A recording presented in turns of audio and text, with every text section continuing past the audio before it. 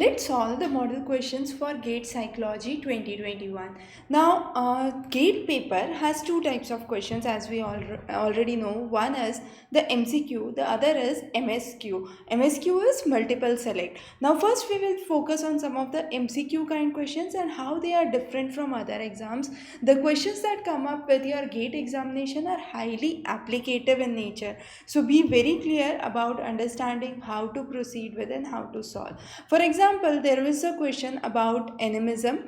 Now, animism is shown at which of the stages? So, the correct answer is preoperational.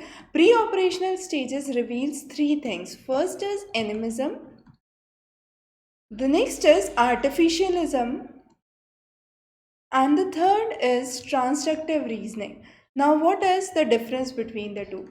Animism shows lifelike characteristics or qualities of anything. For example, a child will say that the star is happy and therefore it's twinkling. So it is animism. Artificialism is when the environmental characteristics are attributed to human intervention. So, for example, if there is a huge gust of wind blowing, a child would say that it is someone blowing an air and therefore it appears it is windy. So this is artificialism, and then there is a transductive reasoning. Transductive reasoning says the true cause and relationship is not matched. That means, let's say there is a dog barking and a balloon blasted. So the child would immediately relate those two and say, because of the barking of the dog, the balloon blasted. And that is a transductive reasoning. So understand this concept very, very carefully. And as you can see, it is highly applicative in nature.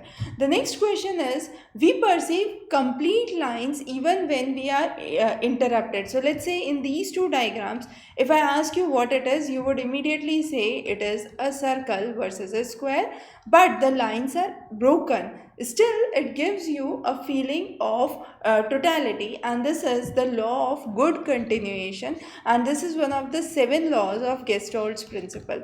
Now, understand these very, very important, very, very carefully. Also, this runs along with the principle of closure. So, as you can see, there is a perception to observe this as a complete rather than a series or part, and therefore we immediately say this is a circle, this is a square, and it appears like a continuation, not the broken lines, but we see a continued format of line. The next question is about a direct question about Z score. So Z score or Z score we have already covered in one of our previous lectures. We have the reference here. So what happens is the actual marks, okay, that is x minus the mean divided by the standard deviation would give you the Z score. So for example, in case of Radha, it would be 75 minus 70 divided by 5. In other case, it would be 70 minus 67 divided by 4. And that would be the Z scores. And these are used to compare the marks when the following information is given. So again, a kind of question from the applicative section. Now there are two areas in the brain. One is Broca area and the other is Wernicke area. Both of those relate to language. Broca area is in the left hemisphere and it is mainly related to production of speech. However, Wernicke area is in the temporal lobe and it is involved with comprehension, how you actually speak. So both of these areas are related to language. So language becomes your correct option here. The next question is, now this is a very, very applicative question. A researcher was interested in studying the effect of domestic violence on children in the major cities. Now the official data for, let's say these are the cities, the official data for all these cities were not available. So she made a list of the cities and collected information on few of the cities where the data was available, and then there were surveys conducted on these specific cities. So that is a kind of cluster sampling. Now what happens in the cluster sampling is, if the population is hugely dispersed on a geographical area and it's not possible to take the entire population into account, we divide the population into clusters. Now these could be random clusters as have been done here, or these could be specific clusters where you are trying to explain that these are based on the geographical boundaries, and then within each of the clusters you would try to do the survey sampling sampling and then get the results. So this is what is cluster sampling. Systematic sampling is different, where we have every third, every sixth, every ninth employee being scrutinized. Stratified sampling is we divide certain groups, for example low income, medium income, high income, and then from that we choose few of the candidates from each, and convenience is based on your convenience. The nearby areas are surveyed first. So this is something that we have covered in our classes on sampling and types of sampling, so refer that. The next is a very important question. Social psychologists do not study social institutions. That's totally correct. Social institutions are taken into account by sociologists, but the objective of the social psychologist is to study how situations affect the individual actors. So both the assertion reason is correct, and reason correctly explains that assertion, that it is not to study the social institutions but how situation affects the individual actors is really important. So here we understand the kind of MCQ type questions that come in. Next, moving on to multiple select questions. Now multiple select questions are interesting specifically for your GATE exam because you do not have closed choices. By closed choices, what do I mean? There are 4 choices. You won't be given an option A and B is correct, ABC is correct, B and D is correct. Okay, so you have to openly answer the question. 1 can be correct, 3 can be correct, 2 can be correct, all 4 can be correct. We do not know, and there is no option that has been defined to you.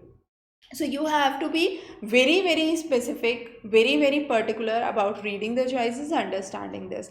Now the question says, which of these stimuli cannot be used for aversion therapy? Now aversion therapy is a concept where the stimuli is done with an unpleasant information. That's the only thing you need to remember for this question.